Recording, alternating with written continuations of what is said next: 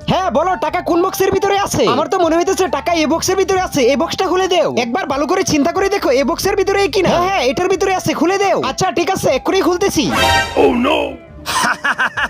এই তো টাকা, দেখো এটার ভিতরে আছে। এই যে নাও, তোমার শাস্তি চলে আসছে। এইগুলো মুখে নিয়ে এখান থেকে চলে যাও। হ্যাঁ ভাই, তোমাদের মধ্য থেকে কেউ এই গেমটা খেলবে নাকি? হ্যাঁ ভাই হ্যাঁ, আমিই খেলবো। আচ্ছা তাহলে গেম খেলার জন্য 10,000 টাকা বের করো। এই যে নাও আমার 10,000 টাকা। আচ্ছা ঠিক আছে, তাহলে তোমরা অন্যদিকে তাকাও। আরে তোরা কি প্রস্তুত আছিস নাকি? হ্যাঁ আমরা দুজনেই প্রস্তুত আছি। হ্যাঁ এখন আসো, আর বলো কোনটার ভিতরে আছে?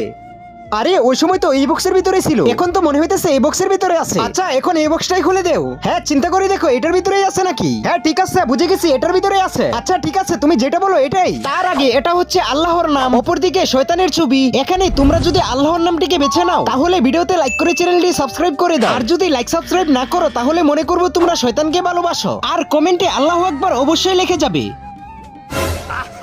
আরে টাকা তো এটার ভিতরে আছে। এই যে নাও, তোমার ভাগ্য শাস্তি আইছে। আরে এটা কিভাবে সম্ভব? আমি তো নিজের চোখে দেখেছি টাকা এটার ভিতরে ছিল, কিন্তু এটার মধ্যে আসলো কিভাবে? আমার তো মনে হইতেছে আমাদের সাথে প্লট করতেছি। তারপরে কি হলো এটা দেখার আগে তুমি যদি মহান আল্লাহর এই সুন্দর নাম লেখা ছবিটিকে ভালোবাসো তাহলে ভিডিওতে লাইক করে চ্যানেলটা সাবস্ক্রাইব করে দিবে এবং মহান আল্লাহর এই সুন্দর নামটি কমেন্ট বক্সে লিখে যাবে। আর যদি না করো তাহলে আমি বুঝে নিব তুমি মহান আল্লাহকে একটু ভালোবাসো না।